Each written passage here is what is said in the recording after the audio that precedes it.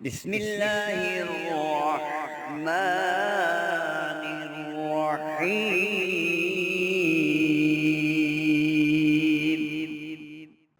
محترم سامعین، السلام علیکم ورحمۃ اللہ وبرکاتہ۔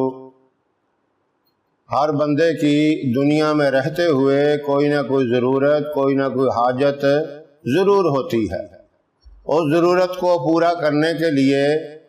انسان بڑی بھاگ دوڑ کرتا ہے، کوشش کرتا ہے،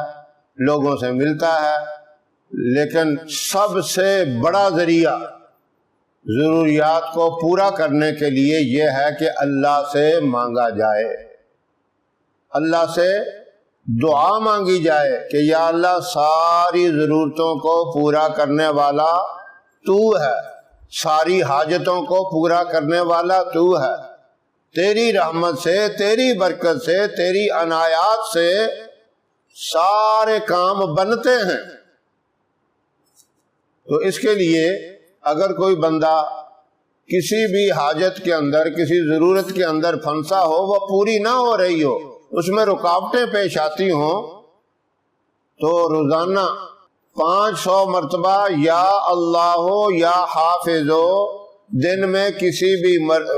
بھی وقت 500 مرتبہ پڑھ کے دعا مانگے، یا اللہ تو اپنی رحمت سے میری یہ ضرورت پوری فرما، میری حاجت پوری فرما، تو انشاءاللہ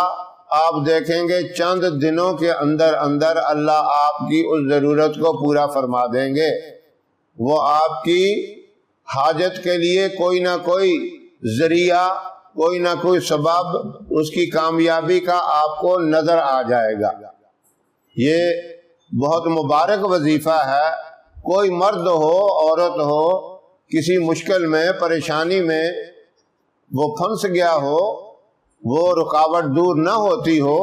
تو 500 مرتبہ پڑھ کے یا اللہ یا حافظ،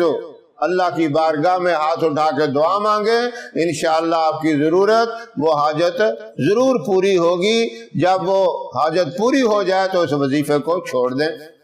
اور اللہ کا شکر ادا کریں کہ یا اللہ تیرا کروڑ مجھ پر فضل ہوا، کرم ہوا، تو نے اپنی رحمت سے میری یہ پریشانی دور کر دی۔ آپ شکر گزار بندے بنیں گے، اللہ کا شکر ادا کریں گے، اللہ اپنی نعمتوں کے اندر اور بھی اضافہ فرما دیں گے۔ دوسرا اس کا ایک بہت بڑا فائدہ ہے، اگر کوئی آدمی کسی کے ظلم سے خوف زدہ ہو، ڈرتا ہو کہ یہ بندہ میرے اوپر ظلم کر رہا ہے اور میرے پاس اتنی طاقت بھی نہیں ہے کہ میں اس کا مقابلہ کروں، اس سے بدلہ لوں، کوئی وسائل مجھے نظر نہیں آتے، لیکن یہ مسلسل میری مخالفت کر رہا ہے، مجھے پریشان کر رہا ہے، مجھے نقصان پہنچا رہا ہے، تو آپ اسی مبارک اسم کو، یعنی یا اللہ یا حافظ، روزانہ 70 مرتبہ پڑھ کے اس کے ظلم کو دور کرنے کے لیے اللہ کی بارگاہ میں ہاتھ اٹھا کر دعا کریں۔ انشاءاللہ یہ وظیفہ آپ چند دن کریں گے، اللہ اس کے ذہن سے نکال دیں گے، یا اللہ اس کو اپنی کسی مصیبت میں ڈال دیں گے، اور یا آپ کے اوپر ظلم و ستم کرنا، پریشان کرنا، تنگ کرنا بالکل چھوڑ دے گا۔ وہ اللہ کے ذمہ ہے، اللہ جس طرح بھی چاہیں کریں، لیکن آپ کو اس پریشانی سے نجات مل جائے گی۔ جب آپ سمجھیں کہ میرا دشمن پیچھے ہٹ گیا ہے، اب مجھے اس کا کوئی ڈر نہیں رہا، کوئی خوف نہیں میرے دل میں، اور وہ میرے خلاف کوئی کارروائی نہیں کر رہا، تو آپ اللہ کا شکر ادا کرتے ہوئے اس وظیفے کو چھوڑ دیں۔